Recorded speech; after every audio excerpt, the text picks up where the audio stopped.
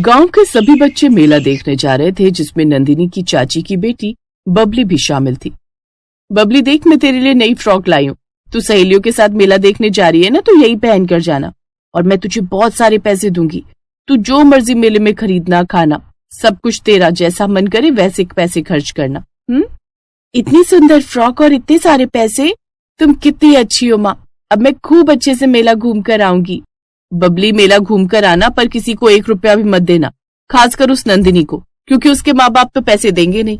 कहीं ऐसा ना हो कि तू उसे सारे पैसों की चीजें खिला पिला दे।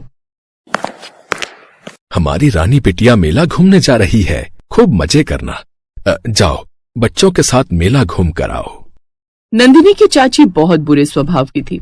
उसे पैसों का बहुत घमंड था।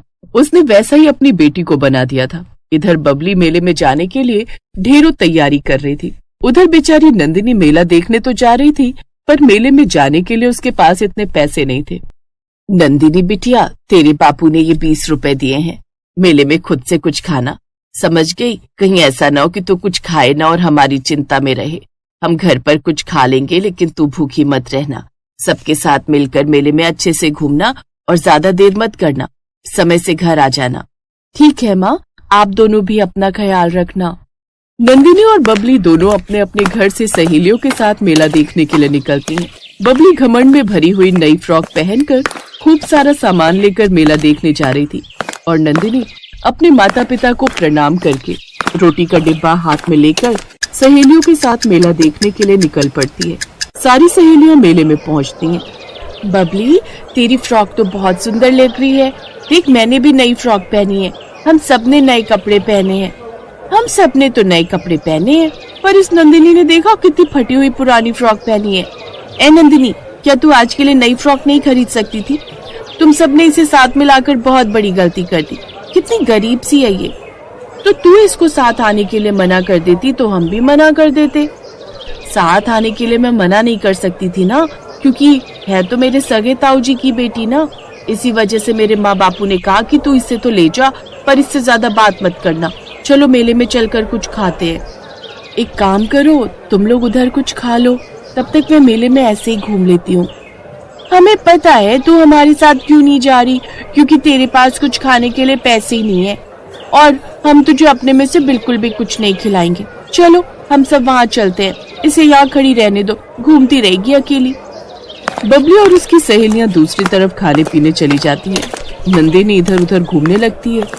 नंदिनी के पास रोटी थी, इसलिए उसने सोचा, मेरे पास रोटी है, मैं रोटी खा लेती हूँ और इन पैसों से माँ के लिए कुछ खरीद ले जाऊंगी।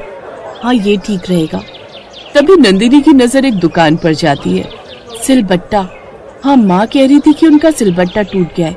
अगर मैं उनके लिए इन पैसों का सिलबट्टा खरीदूं तो माँ बहुत खुश होंगी।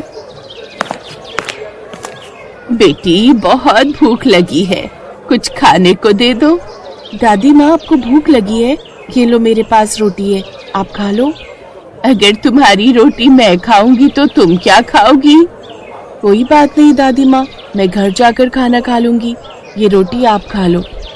बूढ़ी औरत फटाफट से रोटी खा लेती है। बिटिया, तुम बहुत अच्छी हो। क्या नाम है तुम्हारा? मेरा नाम नंदिनी है। तुम बहुत दयालु भी हो। तुमने मुझे रोटी खिलाई, मेरा पेट भर गया।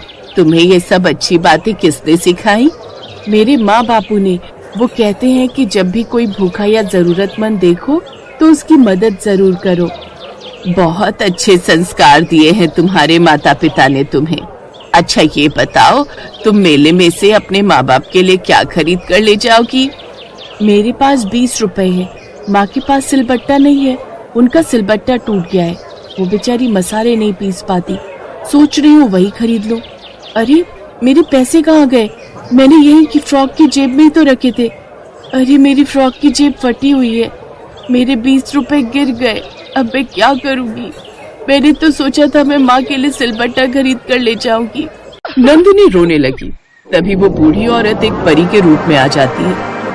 अपने सामने सुनहरे पंखों वाली परी को देखकर नंदिनी हैरान रह जाती है। परी के हाथ में एक जादुई सिलबट्टा था। नंदिनी, मेरा नाम सुनहरी परी है। मैं ऐसे ही लोगों की परीक्षा लेती हूँ और जो मन के दयालु और ईमानदार होते हैं उनकी मैं हमेशा मदद करती हूँ। जैसे तुम सबकी मदद करती हो नंदिनी। ये जादुई सिलबट्टा है, इस पर कोई भी मसाला रखकर पीसा जा सकता है। कोई भी सब्जी या मसाले इस पर रखते से ही पिस जाया करेंगे। सच परी दीदी, ये तो बहुत अच्छा हो जाएगा। अब मेरी माँ को मेहनत नहीं करनी पड़ेगी, वो बेचारी बहुत थक जाती थी। आपका बहुत बहुत धन्यवाद परी दीदी। नंदिनी को जादुई सिलबट्टा देकर परी गायब हो जाती है। कुछ देर बाद बबली अपनी सहेलियों के साथ मेले में घूमकर खा पी कर लौट आती है। ये देखो, इस पागल को पूरे मेले में ये सिलबट्टा ही दिखाई दिया। हमने तो खूब मजे किए, ये तो बेकारी मेले में आई थी। चलो अब घर चलते हैं, बहुत देर हो गई है। घर आकर नंदिनी अपने माँ बापू को परी का दिया हुआ जादुई सिलबट्टा दिखाती है। नंदिनी की माँ जैसे सिलबट्टे पर साबुत मसाले रखती है, जादुई सिलबट्टा अपने आप उन मसालों को पीसने लगता है। ये देखकर नंदिनी और उसके माँ बापू हैरान रह जाते हैं। मालती, ये जादुई सिलबट्टा तो बहुत काम की चीज है। हम तो इससे अपना व्यापार भी शुरू कर सकते हैं। अगर हम इस पर मसाले पीसकर बाजार में बेचें तो हमारी बहुत कमाई होगी। सूखे मसाले, गीले मसाले, जैसे मर्जी मसाले हम इस जादुई सिलबट्टे पर पीसकर बेच सकते हैं। आप सही कह रहे हो, ये विचार तो बहुत अच्छा है। इससे हमें अच्छी कमाई भी होगी। अब हमें पैसों की तंगी भी नहीं रहेगी। ये सब नंदिनी की वजह से हुआ है। नंदिनी, तूने तो हमारी किस्मत ही बदल दी बिटिया रानी। अपने माता पिता को खुश देखकर नंदिनी भी बहुत खुश होती है। नंदिनी की वजह से उसके माता पिता की गरीबी दूर हो गई और वो पैसे वाले हो गए, लेकिन उन्होंने गरीबों की मदद करना नहीं छोड़ा। बबली, नंदिनी की वजह से आज तेरे ताऊ ताई ने नया घर खरीद लिया। कितने पैसे वाले हो गए। एक तू है जो खाली मेले में घूमने चली गई। तेरी नजर नहीं पड़ी थी उस बूढ़ी औरत पर जो परी बन गई। अब बस भी करो बबली की माँ, इसमें हमारी बबली की क्या गलती है। जैसे संस्कार हम देंगे हमारे बच्चे वैसे ही तो बनेंगे। मुझे तो सीख मिल गई कि बच्चों को अच्छे संस्कार दो। आज नंदिनी को मालती भाभी और रमेश भैया ने अच्छे संस्कार दिए और देखो आज उनकी किस्मत बदल गई और वो हमसे भी ज्यादा पैसे वाले हो गए। अब हमें भी बदल जाना चाहिए। बदले की भावना का त्याग कर दो। चलो भैया भाभी को बधाई देने चलते हैं। उन्होंने नई हवेली खरीदी है और हमें मुहूर्त पर बुलाया है। बबली के माता पिता ने बिल्कुल सही सोचा।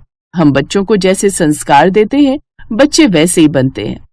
अच्छाई की वजह से आज नंदिनी और उसके माता पिता के पास सारी खुशियां थी।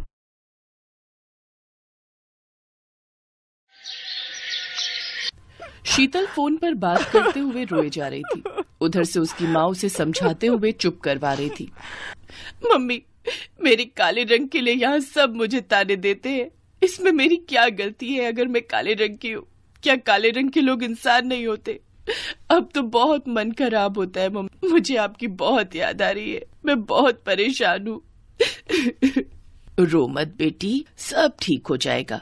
एक दिन तेरे ससुराल वालों को तेरी अच्छाई का एहसास जरूर होगा। शीतल फोन रख देती है और कमरे से बाहर आकर रसोई के कामों में लग जाती है। मम्मी जी, रसोई में मसाले खत्म हो गए हैं। आपके घुटनों में दर्द है और मैं जा नहीं सकती। मैंने मशीन लगाई है, कपड़े धोने लगी हूँ। अरे तो ये शीतल क्या कर रही है? इसे भेज दे मसाले लेने के लिए। वैसे भी इसकी काली शक्ल देख देख कर दिमाग और खराब होता है। थोड़ी देर घर से बाहर रहेगी तो घर में उजाला रहेगा। शीतल, जाओ बाजार से रसोई के सारे मसाले खरीद लाओ। एक भी मसाला छूटना नहीं चाहिए। मैंने लिस्ट में सारे मसाले लिख दिए हैं। जी भाभी, मैं ले आती हूँ। हमारी ही किस्मत फूटी थी जो ऐसी काली बहू मिली। कोई ऐसा मसाला भी ढूंढ लाना जिसे खाने से तेरा रंग गोरा हो जाए। शीतल अपनी सास की बातें सुनकर चुप रहती है, क्योंकि ये सब वो रोजाना ही सुनती थी। शीतल बाजार तो चली जाती है, पर उस दिन बाजार बंद था। भैया, ये राशन की दुकानें क्यों बंद हैं? बहन जी, सोमवार सारी दुकानें बंद रहती हैं। अरे आज तो सोमवार है, मुझे तो ध्यान ही नहीं रहा। शीतल को तो ध्यान नहीं रहा, पर उसकी जेठानी और सास को ये बात अच्छे से पता थी। मम्मी जी, हमने अच्छा किया, आज सोमवार की छुट्टी होती है। वो बेचारी शीतल बाजार में मसाले की दुकान ढूंढ रही होगी। आप शीतल को तंग करने का कोई मौका नहीं छोड़ते हो। छोड़ना भी नहीं है, मैं तो सच में उससे बहुत नफरत करती हूँ। घूमती रहने दो धूप में बाजार में। जब खाली हाथ लौट कर आएगी तो अच्छे से सुना देंगे। शीतल बहुत परेशान थी। बाजार में मसाले की कोई भी दुकान नहीं खुली थी। शीतल घूमती रही। दोपहर में धूप बहुत तेज हो गई थी। शीतल को बहुत प्यास भी लगी थी। वो एक दुकान से पानी खरीदने जाने लगी तो उसने सड़क के किनारे एक बूढ़ी औरत को बेहोश देखा। हे भगवान, ये कौन है? बेचारी लगता है धूप से बेहोश हो गई है। मैं भैया से पानी खरीद कर लाती हूँ। भैया जरा एक बोतल पानी देना। शीतल पानी की बोतल लेकर उस औरत के पास जाती है और उसके मुंह पर थोड़ी सी पानी के छींटे डालती है। औरत होश में आ जाती है। शुक्रिया बेटी, तुम्हें देखकर बहुत अच्छा लगा। तुमने मेरी मदद की। आज के जमाने में कौन किसी की परवाह करता है। बेटी, एक काम और कर दो। कुछ दूरी पर मेरा घर है, मुझे वहाँ तक छोड़ दो। बहुत कमजोरी महसूस हो रही है। क्यों नहीं दादी माँ, जरूर चलिए। शीतल उन बूढ़ी औरत को उनके घर तक छोड़ देती है। बातों बातों में शीतल अपने बारे में बात करती है। बेटी, मैं तुम्हें बताना चाहती हूँ कि किसी जमाने में मैं एक मशहूर जादूगरनी थी। अब उम्र के साथ मैंने जादू करना छोड़ दिया है, पर मैं तुम्हारी मदद जरूर करूँगी।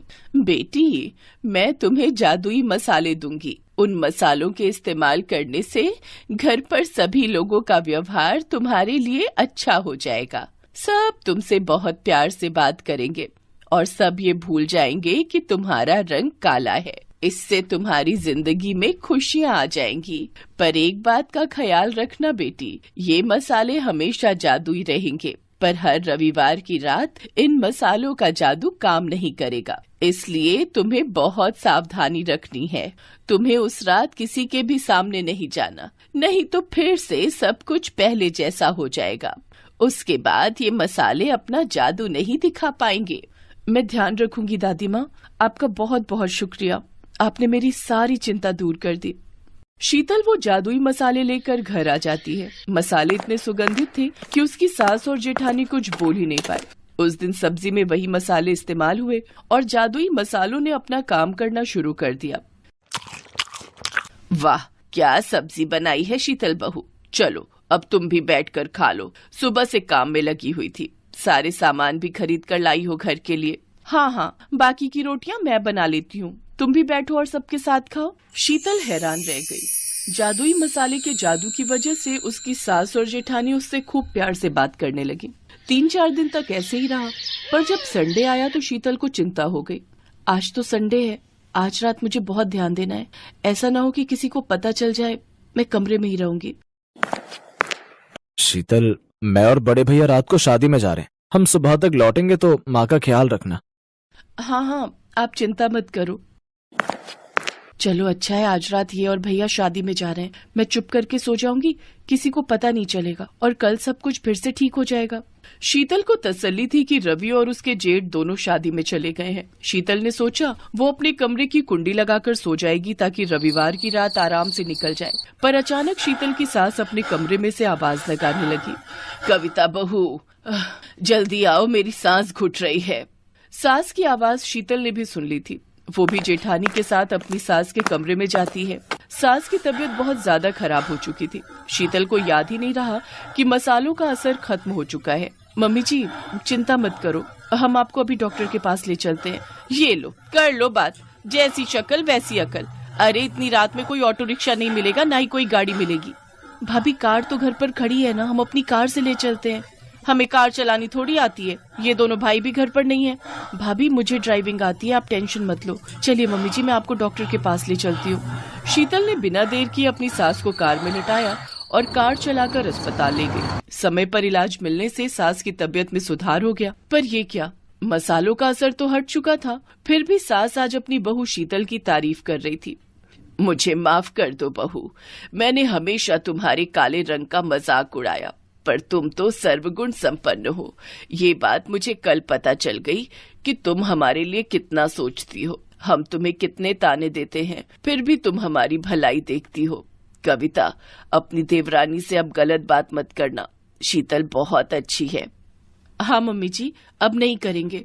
शीतल, आई एम सॉरी, अब हम तुम्हारे काले रंग के लिए तुम्हें कभी ताना नहीं देंगे।